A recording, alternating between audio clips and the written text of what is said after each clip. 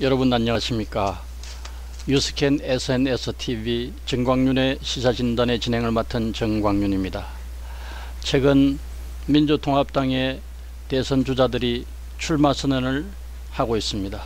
그래서 오늘은 대한민국 4.0의 이수원 대표를 모시고 이 부분에 대해서 이야기를 나눠보도록 하겠습니다. 손학규 민주당 상임고문께서 지난 14일 출마 선언을 했습니다. 광화문 광장의 세종대왕 동상 앞에서 선언식을 했습니다. 미디어 사역자의 맥루안이 이런 말을 했습니다. 그러니까 미디어도 메시지다. 그러니까 메시지가 출마 선언을 담긴 그 내용만 메시지는 아닙니다. 그러니까 출마를 어떤 장소에 하느냐, 언제 하느냐, 어떤 형식으로 하느냐조차도 국민들한테 전달하는 메시지인데요. 세종대왕이 했던 그 애민 정신과 또 한글 창제라는 그 소위 소통과 통합의 어떤 정신을 받들어서 그런 대통령이 되겠다라는 뜻을 광화문에서 특히 세종대왕 동상 앞에서 한글로 그렇게 보고 있습니다. 이제 세종대왕 그 이미지와 손학규 고문의 이미지 이런 부분에 대한 이제 민주당 당원들의 평가는 뭐 좀 더 기다려봐야 알겠습니다만, 그 손학규 고문은 잘 아시다시피 보건복지부 장관도 지냈고 또 경기도지사를 하면서 많은 일자리를 만들었다는 그 여러 가지 평가들이 있습니다. 이번 출마 선언에서도 민생 대통령을 대단히 강조한 것으로 나타나 있습니다.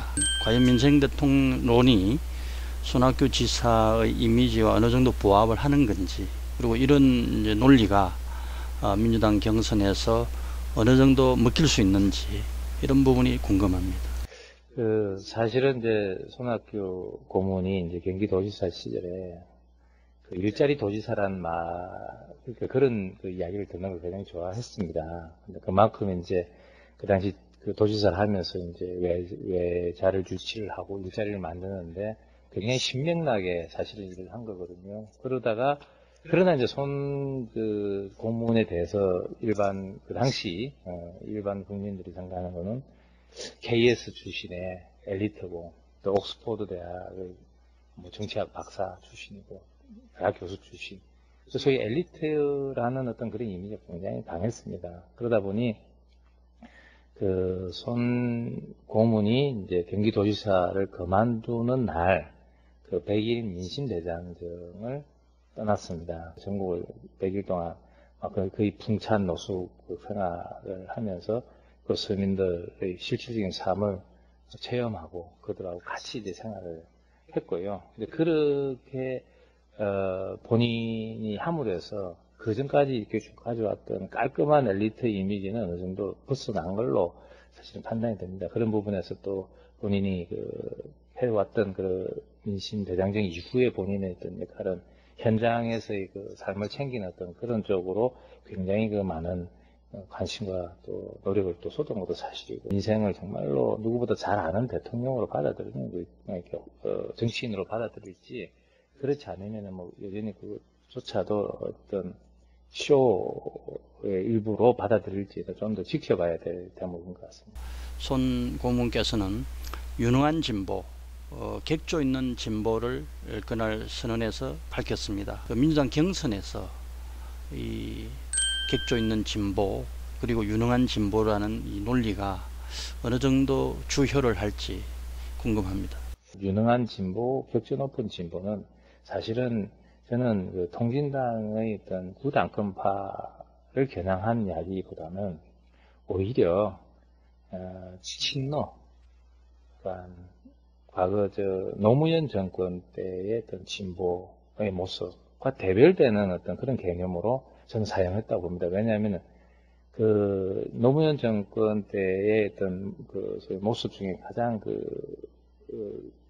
송고문 비판을 했던 내용 중에 하나가 편가르기하고 이념적 편가르기하고 시끄럽게 싸웠던 내용에 대해서 어떤 비판을 좀 했고요. 그 이념적인 어떤 갈등이나 이런 문제로 굉장히 사회가 혼란스럽고 시끄러웠었는데, 그런 부분에 대한 대별되는 개념으로 저는 이 단어를 사용하지 않았냐 그렇게 보고 있습니다. 더 덧붙이자면 예. 같은 범야권 후보인 안철수 후보가 없다면 상당히 좀 매력적으로 다가올 수 있을 텐데 그 부분에 더 강하게 그 이미지를 가지고 포지셔닝을 하고 있는 이제 안철수 후보가 사실은 그 중도 실용적인 어떤 입장을 가지고 있는 어떤 손고문의 어떤 뭐랄까 이 확장성에 큰 장애가 지금 되고 있지 않는가 그렇게 보고 있습니다. 손학규 고문은 여야 예비 주자들을 통틀어서 볼 때 그 유일한 수도권 출신입니다. 문재인, 김두관 그리고 안철수 이 유력한 야권의 후보들이 부산 경남 출신이라서 그 유일한 수도권 출신으로서 수도권 후보를 강조했는데요. 무슨 경기도 출신, 시흥 출신에다가 광명에서 3선 의원 하셨고 분당에서 또 분당을 해서 1선 그리고 경기도지사를 했습니다. 분명히 이제 수도권 기반으로 이제 성장을 하고 또 정치적으로 활동을 하셨고요. 절대적인 어떤 지지가 어떤 전제가 돼야 되는데 수도권이라는 그 특성 자체가 전국 각지에서 올라와 있는 데다가 그 어떤 동일한 어떤 아이덴티티를 가질 수가 없습니다. 그러다 보니까 이 수도권이 지지 기반이 과연 될 수 있느냐의 문제에 대해서는 사실은 표의 문제를 본다면 상당히 어렵지 않겠느냐. 민주당의 절대적 지지 기반인 이제 호남을 기반으로 해서 후보가 됐을 때는 아마 승부에 플러스 알파를 끌어들일 수 있는 본인의 어떤 그 뭐랄까 매력이라고 그럴까 그런 능력은 분명히 있습니다. 그러나 이제 그 후보가 과연 될지 그 부분에 대해서는 지난 그 2007년 후보 경선 때보다 더 상황이 나빠지지 않았냐. 근데 그 두 가지의 어떤 길이 아닌 결국 수도권 후보론으로 승리한다면 호남의 절대적인 어떤 지지를 받아서 수도권에 어느 정도 플러스 알파를 할 수 있는 후보를 내세워 가지고 이겨내는 그 새로운 길, 제3의 승리 방정식을 만들어야 되는데 글쎄 그런 부분이 뭐 가능할지는 더 힘들어 보인다라는 그런 말씀을 드리고 싶네요. 손학규 고문은 보수와 진보를 아우를 수 있는 중도 합리적인 이미지를 가진 것은 분명합니다. 다만 새누리당 출신이라는 이 한계를 어떻게 극복할 것인가.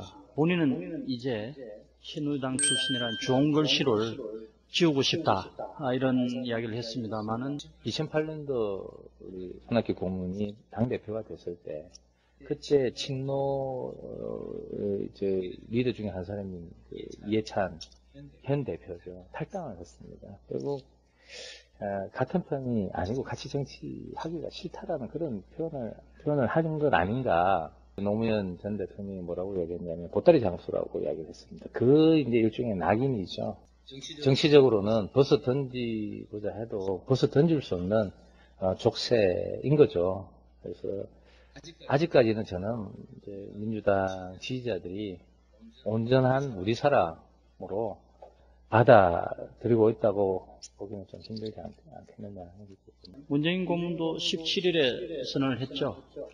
예. 그렇죠. 예. 그 손학규 고문을 의식해서 그런지 문재인 고문이 서대문 독립공원에서 출마 선언을 했습니다. 제가 듣기로는 원래 문재인 고문 측도 광화문에서 출마 선언을 하려고 계획을 했다고 합니다. 그런데 이제 소위 선수를 이제 뺏긴 거죠, 경쟁자한테.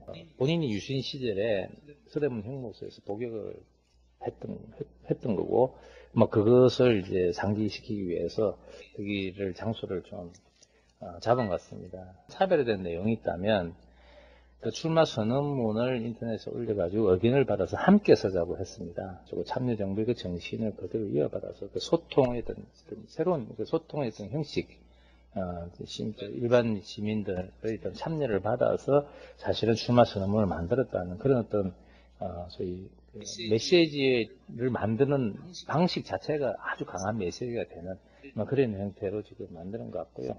문재인 고문은 출마 선언에서 암울한 시대가 저를 정치로 불러냈다 이런 말씀을 했습니다. 과연 지금 시대에 암울한 시대란 말을 할 수 있는 건지, 그리고 이 암울한 시대에 하필이면 문재인이어야 하는가. 그 노무현 전 대통령의 죽음과 관련된 어떤 단어가 아닌가. 결국에는 노무현 대통령의 죽음으로 몰고 간 이번 정부에 대해서 어느 정도 심판을 하겠다는 그런 뜻이 지금 깔려 있는 것 같고요. 그래서 결국 노무현 대통령의 죽음이 정치를 멀리한 자기를 정치를 하게끔 만든 동인이다. 그런 뜻으로 주장하는 것 같고, 그런 부분에서 보면 그렇게 이제 해석을 좀 이제 노무현 전 대통령 죽음과 이제 관련돼서 해석을 좀 하다 보면은 노무현 전 대통령의 그림자의 아바타인 본인이 나서는 게 그냥 당위적으로 맞은 거죠. 근데 이제 중요한 거는 대통령을 뽑는 거는 과거에 뭘 했는가, 과거에 대한 어떤 평가로 뽑는 건 절대로 아닙니다. 대통령을 뽑는다는 거는 5년 동안 앞으로 이 대한민국의 미래를 내가 어떤 비전을 가지고 어떻게 운영할 것인가를 가지고 그 대통령을 뽑아달라고 국민들한테 호소를 하고, 또 국민들은 그걸 가지고 평가를 하게 돼 있거든요. 근데 그런 부분에서 보면 왜 문재인인가에 대한 거는 그냥 과거 회기직이죠. 미래지향직이 아니라. 그 부분에서 좀 설득력은 상당히 떨어진다고 생각을 합니다. 예. 그 문재인 고문은 운명이란 책을 작년에 펴놨지 않습니까? 운명이란 것은 노무현 전 대통령 운명이기도 하지만 노무현 대통령의 서거 이후에 아마 자신이 할 역할을 찾는 과정에서 이번 선언에서 그런 표현을 쓴 게 아닌가 싶습니다. 암울한 시대가 저를 정치로 불러냈다. 적어도 친노 진영 내지는 민주당 핵심 당원들에게는 상당히 영향력을 발휘할 수 있는 담론이 아닌가 생각이 듭니다.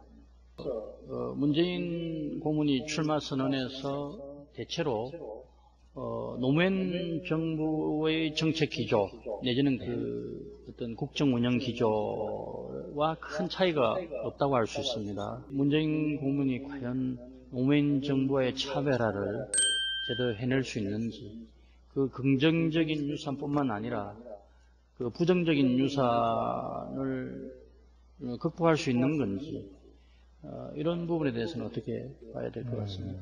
국민들이 볼 때 문재인 고문은 이제 노무현 대통령의 비서실장, 영원한 비서실장이지 않습니까? 그렇기 때문에 그 참여정부의 고문가로부터는 벗어날 수가 저는 없다고 봅니다.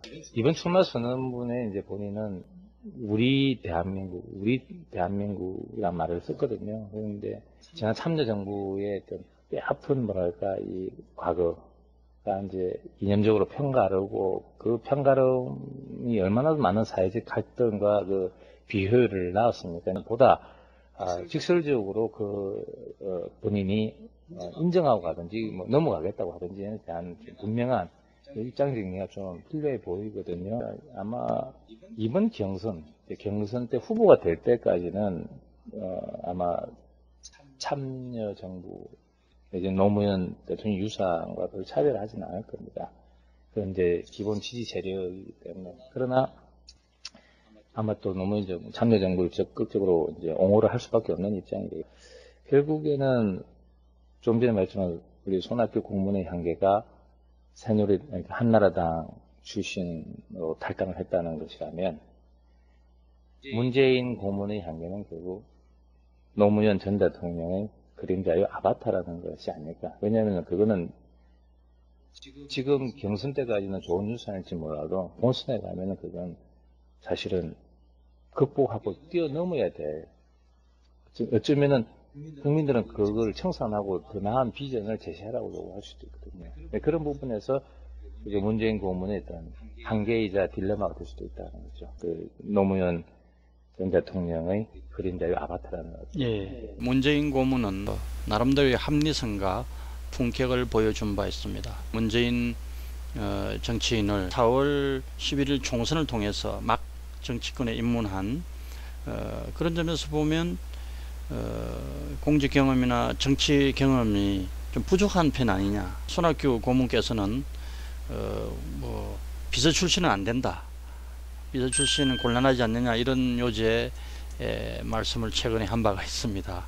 책임 있는 위치에 있는 대통령하고 뒤에서 보좌하는 참모하고는 기본적으로 다르다. 그러니까 책임 있는 위치라는 거는 책임을 진다는 얘기잖아요. 이분이 그 정치 지도자로서의 어떤 권력 의지나 열정이 과연 있느냐. 문재인 고문은 그 열정이 넘쳐나는 사람인가에 대해서는 좀 사실은 의문이 있고, 그래서 이제 권력 의지가 약하다라는 어떤 평가가 있습니다. 그래서 저는 문재인 고문이 나라 정치 지도자로서 본인의 뜻과 신념을 펼치고 또 그걸 구체적으로 실행할 수 있는 어떤 능력을 보이고 그걸 책임을 지는 어떤 모습을 보이는 그런 어떤 열정이나 그 에너지를 보여서 국민들을 설득할 수 과연 있겠느냐. 그런 부분이 오히려 저는 의문이 든다. 이 이전 투구가 난무하는 이 대한민국 정치권에서 이 최고의 정치 지도자를 하기에는 너무 착한 분이 아니냐. 문재인 고문께서 안철수 교수와의 공동정부론 이야기를 했단 말이죠.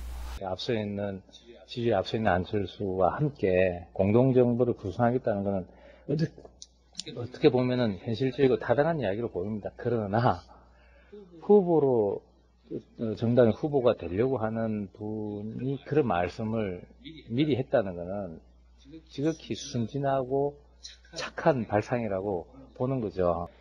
저는 이 공동정부를 안철수랑 구성하자 이 이야기는 문재인 고문이 후보가 되고 난 뒤에 마지막에 꺼내야 될 패가 아닌가. 먼저 자기 정당의 지지자들한테 자긍심을 주고 거기서 후보가 되는 것이 더 중요한 것이지, 스스로 내가 이 정당의 후보는 약체 후보입니다라고 인정한 꼴이 돼버린 거거든요. 그래서 이런 부분에는 어떻게 보면은 참 이분이 순수하고 순진하고 착하다는 거고, 또 조금 다르게 이야기하면 굉장히 나이브하다. 정치를 하기에는 굉장히 나이브하다라고 생각이 듭니다. 역시 이제 우리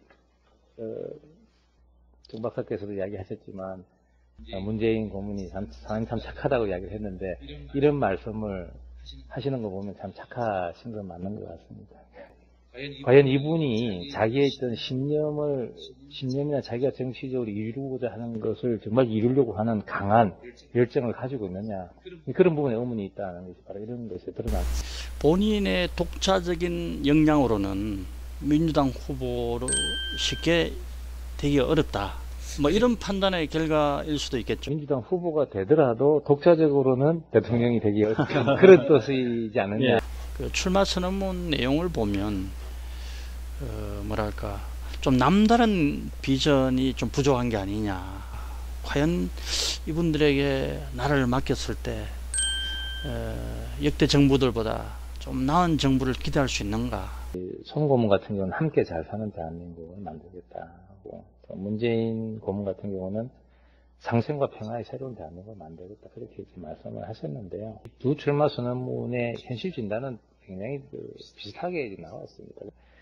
결국 그런 어떤 위기나 이런 현안의 문제에 대해서는 사실은 일반 국민들도 다 느끼고 있는 문제고, 그런 답답함들이 잘 있거든요. 출마 선언문에 우리 국민들이 기대하는 것은 그런 답답함을 나열하는 것이 아니라 이 답답함을 좀 뭔가 푹 뚫어주는, 시원하게 뚫어주는 그런 무슨 개념이나 내용들이 좀 담겨주기를 좀 바랬다는 거죠. 현실 진단이 그렇게 답답하다 그러면 그걸 좀 뛰어넘는, 뚫어내는 어떤 그런 차별화된 내용이 좀 있었으면 좋았을 뻔했다. 그냥 메시지만 가지고 차별화되는 건 절대로 아니죠. 2012년 현재의 이 국민들 마음을 뚫어줄 수 있는 시대 정신이 뭐냐. 답답한 거는 뭔가 좀 사회가 좀 정의로워야 되고 좀 더 함께 잘 살았으면 좋겠다, 이런 희망이 있는데, 그걸 뻥 뚫어낼 수 있는 그 키워드는 과연 뭐? 두 분의 출마 선언문은 답답함은 잘 표현했는데 그걸 뻥 뚫어주고 국민들 가슴을 시원하게 해주는, 심금을 울려주는 내용이 없었다는 게 좀 안타깝습니다. 여야에서 앞으로 많은 분들이 출마 선언을 할 것으로 예상이 되고 있습니다. 캠페인 과정도 저는 중요하다고 생각을 합니다.